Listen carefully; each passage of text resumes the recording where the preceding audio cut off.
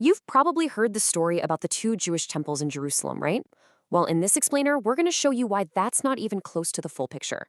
We are about to completely redraw the map of ancient secret places, and it goes way beyond what you'd expect. So let's just start with the classic trivia question. How many Jewish temples were there in Jerusalem? And yeah, if you said two, Solomon's first temple, and then the second temple that Herod later made massive, you'd be right. That's the standard history we all learn. But it is definitely not the whole history. But what if I told you that was just one piece of a much, much bigger puzzle? The story of Jewish temple worship is way more complex, way more spread out, and frankly, way more contested than most people think. Yeah, the two temples in Jerusalem were the most famous, for sure, but the only ones? Not a chance. All right, first up, let's dig into what we might call the two-temple myth. Because even if we stick just to Jerusalem, the idea that it was this one simple, continuous story is, well, it's a bit of an oversimplification. The holiness of that spot goes back even further than the Israelites themselves. Just listen to this. From the first-century historian Josephus, he tells us that long before Solomon ever laid a stone, a Canaanite priest-king named Melchizedek built the first temple there in a place called Salem. Think about what that means. The sanctity of the Temple Mount actually predates the entire Israelite tradition. Wild, right? Okay, so now the story gets really interesting because we're going to leave Judea altogether and head south, down to Egypt. For hundreds of years, you had these thriving Jewish communities that built their own temples, completely separate from Jerusalem. Just look at this timeline. It shows you the incredible lifespan of these Egyptian temples. The one at Elephantine, it was around for about 300 years. The one at Leontopolis, which was founded by an actual exiled high priest from Jerusalem, lasted for over 2 centuries. These were not some temporary little shrines. They were permanent, major centers of Jewish worship. So how do we know all this? From these amazing documents, the Elephantine Papyri, found perfectly preserved in the desert. They tell the story of a Jewish military garrison serving the Persian Empire. And get this, their temple to Yahweh stood right next to a temple for the Egyptian ram god Khnum. Can you imagine? And when their temple got wrecked, they wrote to Jerusalem for help, but they also wrote to the Samaritans. This just shows you how much more connected and complex the ancient world really was. Now, that second Egyptian temple was started by a high priest from Jerusalem named Onias IV. He had to flee to Egypt after a power struggle back home. And to justify building a brand new temple, a rival temple, he pointed straight to this prophecy from the book of Isaiah. He basically said, hey, I'm not breaking the rules, I'm fulfilling scripture. Pretty clever. And the Onias temple wasn't a copy of the one in Jerusalem. It was built like a fortress, like a giant tower. Which makes total sense, because it was for a military colony that was loyal to the rulers of Egypt. It was a political and military base, just as much as it was a house of God, all founded by a priest from the ancient, legitimate Zadokite line, who is now a direct rival to the guys in charge back in Jerusalem. And speaking of rivals, maybe the most famous, most intense, and longest-lasting alternative to Jerusalem wasn't in Egypt at all. It was just a little ways north, in Samaria, on their holy mountain, Mount Gerizim. The whole deep-seated conflict between Jews and Samaritans really comes down to one question. Which mountain is the real holy place? The Jewish Torah says it's Mount Moriah in Jerusalem, but the Samaritan Torah says, no, it's Mount Gerizim. So for centuries, the Samaritans had their own temple, their own priests, and they absolutely believed that their mountain was the one true place to worship. If you want to understand just how big of a deal the temple on Mount Gerizim was, just look at this number. 400,000. That's how many ritually sacrificed animal bones archaeologists have dug up there.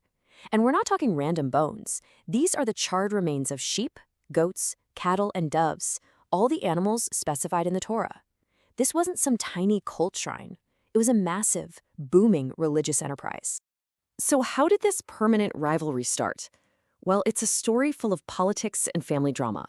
It kicks off when Sanballat, the governor of Samaria, marries his daughter to the grandson of the high priest in Jerusalem. When Nehemiah finds out, he kicks the grandson out. So where does he go?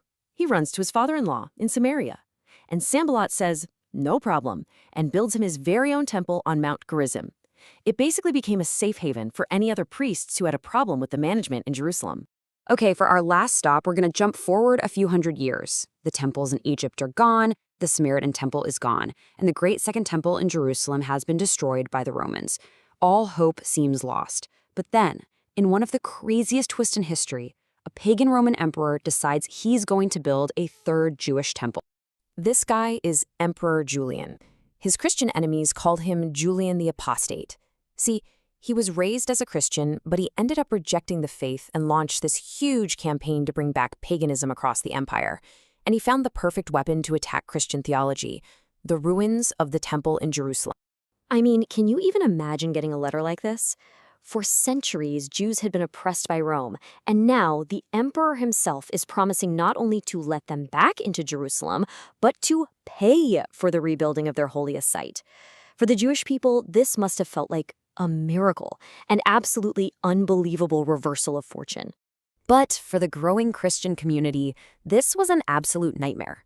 A central prophecy of Jesus was that the temple would never be rebuilt. So if Julian pulled this off, it would prove Jesus wrong. So, of course, Christian writers tell a very different story.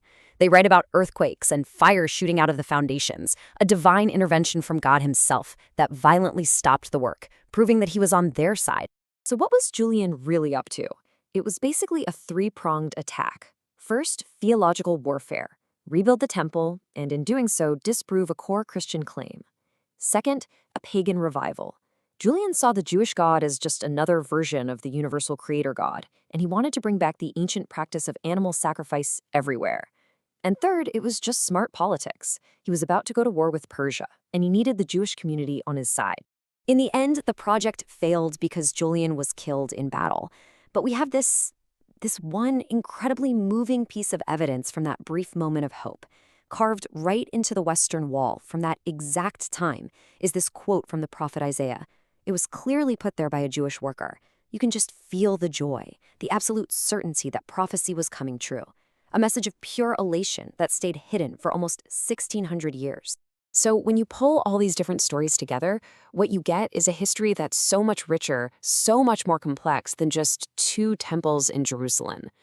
The idea of one single, central, undisputed holy site, well, a lot of the time, that was more of an ideal than a reality. So let's just recap. You've got the original Canaanite temple in Salem. You've got military temples down in Egypt. You've got the massive rival temple on Mount Gerizim. And you even have the ghost of a temple that was planned by a pagan emperor as a move in a religious chess match. The map of worship was never simple. It was always dotted with these competing centers of power and holiness. And all of this leaves us with a pretty big question to think about.